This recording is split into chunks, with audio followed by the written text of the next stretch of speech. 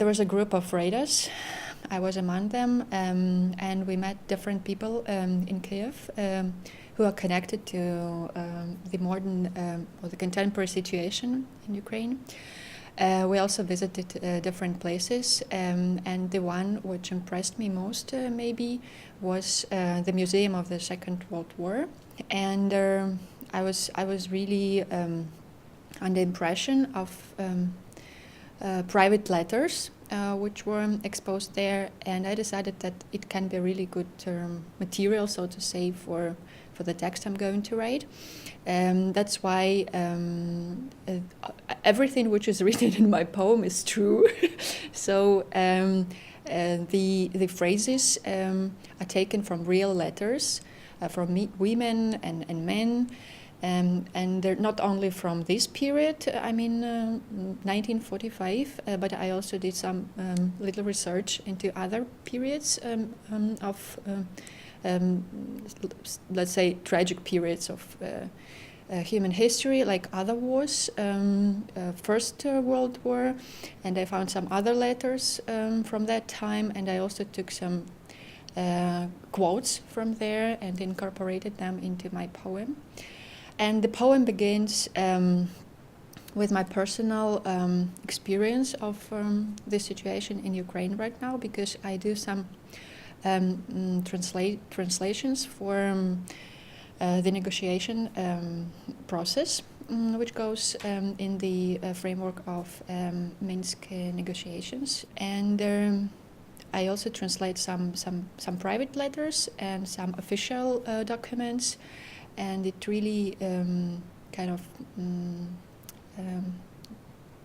hurtful, so to say, or very painful. Sometimes when you read just figures or you read just names, and then later you find out that that person is killed or is missing, or something bad happened.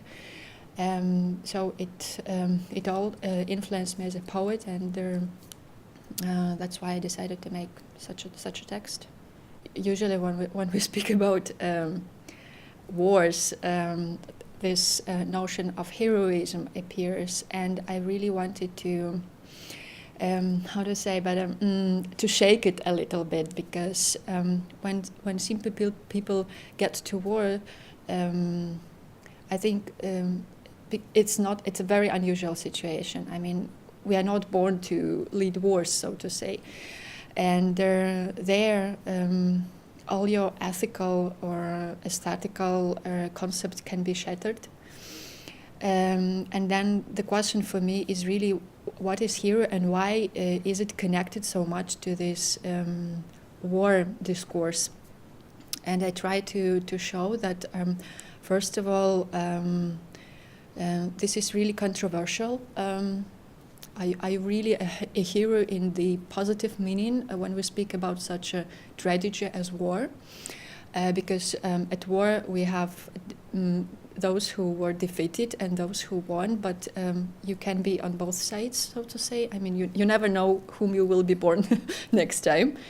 And the other thing I tried also to look into is gender problems as well, because women in wars is a very interesting topic as well. And sure, now it's more and more investigated, and there are already some researches and so on. But still, I found out, for example, that women who took part in the Second World War, from the Soviet part, so to say, they fought as real heroes, so to say, and they did a lot, and they fought as men did.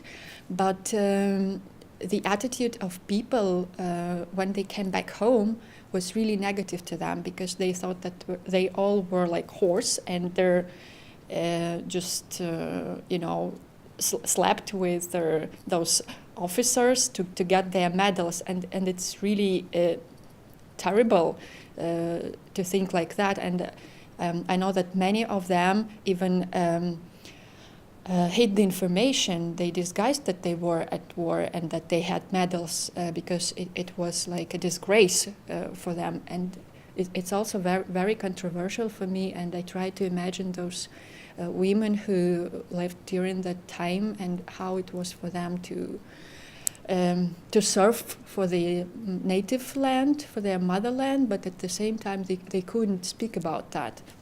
I had that thought that maybe heroism, the concept of heroism, is very connected to patriarchal order, because this is very hierarchical order, and I think that for heroes, for someone to be a hero, you have to have this, so to say, social acclaim, or that someone should say that you are a hero. And heroes usually take some upper, maybe, stage. So maybe because I connected with the patriarchal order in the third thing. I think that for me, they are mostly common people and women, first of all, who, in spite of lots of difficult things in their life, continue doing what they really want. Or even ordinary mothers who bring up wonderful children who grow up and become someone or achieve something, because they, for example, can be single mother or people who are in really bad economic situation, but in spite of all this, they do their job, they raise children, and they stay great personalities. So I admire simple people who live this life every day and do not give up.